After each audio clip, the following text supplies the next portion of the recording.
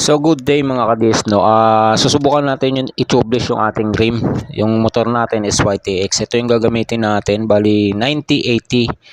So yung dapat ang sukat ng motor natin is 180.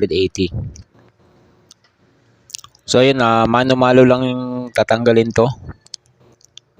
Kasi wala naman tayo sa vulcanizing shop, no. Dito lang yan kung sa Badja Works.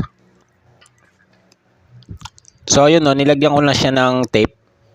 Ayan, isang buong electrical tape para matakpan yung kanyang bakal-bakal.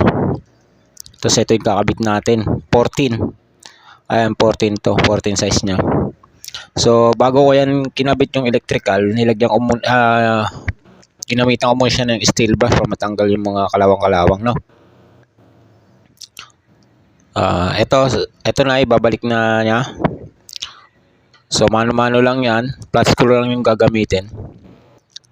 So wag kayong magtataka pagka ito yung sinunod nyo na. Depende naman sa inyo yan, kasi yung akin kasi 90-80, medyo bumaba nga lang siya ng konti yung kanyang stand. Dapat 100, kaso pag malaki naman, tamatama doon sa may gilid. Pero okay na rin yung kung ma-adjust din naman. So ito na siya, oh. Nilagyan na ng pressure lock para pagka binuga ng hangin, hindi puputok, para pantay yung kanyang ikot.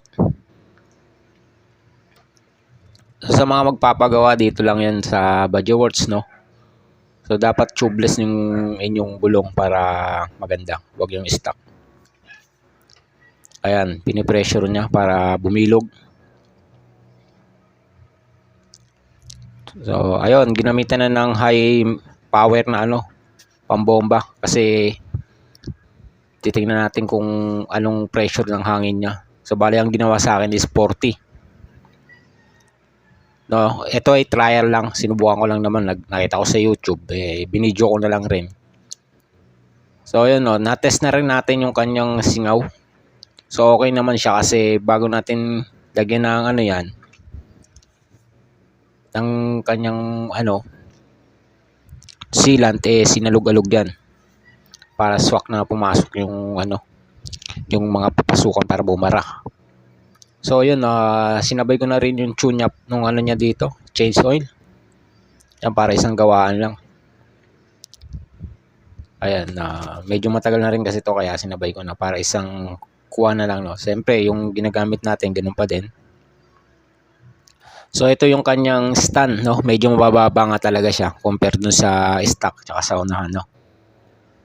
So depende yan sa inyo kung ano yung kakabit nyo, pero yung sukat niya is 100. Pag tubeless kasi medyo malaki siya ng onte, pero okay naman siya. So ito ay trial lang naman, kaya sinubukan ko talaga effective, no? So ayan, ito pwede na rin naman yung 100 by 80, pwede na rin yun. So yun lang mga kadis, salamat.